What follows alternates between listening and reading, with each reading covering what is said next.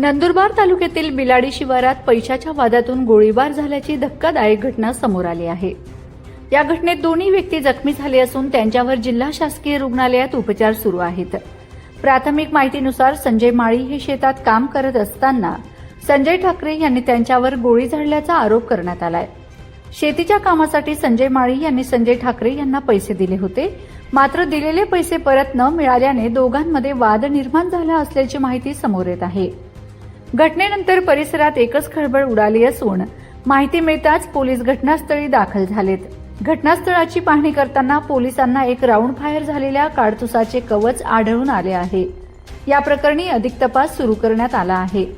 दरम्यान या घटनेत दोघंही जखमी झाले असून त्यांना उपचारासाठी जिल्हा शासकीय रुग्णालयात दाखल करण्यात आले आहे। तसेच या प्रकरणी तालुका पोलीस ठाण्यात गुन्हा दाखल करण्याची प्रक्रिया सुरू असल्याची माहिती समोर आली आहे। या संदर्भात पोलीस अधीक्षक अश्विनी सानप यांनी संबंधितांवर कठोर कारवाई करण्यात येणार असल्याचं सांगितलं असून नागरिकांनी कोणत्याही अफवांवर विश्वास ठेवू नये असे आवाहन केले आहे। नंदुरबार तालुका पोलीस स्टेशनच्या हद्दीमध्ये गोळीबाराची घटना झाली अशा प्रकारे कंट्रोलला आणि पोलीस स्टेशनला कॉल आल्यावरून मी इथे व्हिजिटला आलेली आहे।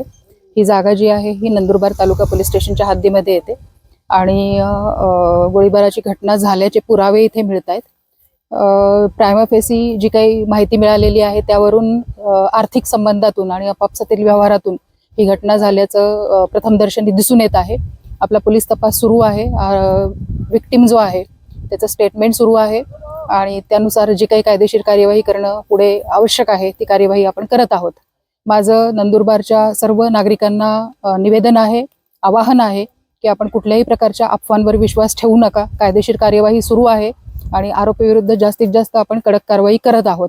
उद्या ईद आहे, ईदच्या पार्श्वभूमीवर कोणीही अफवा पसरवू नयेत आणि नागरिकांनी त्यावर विश्वास ठेवू नये असं मी सर्वांना आवाहन करते।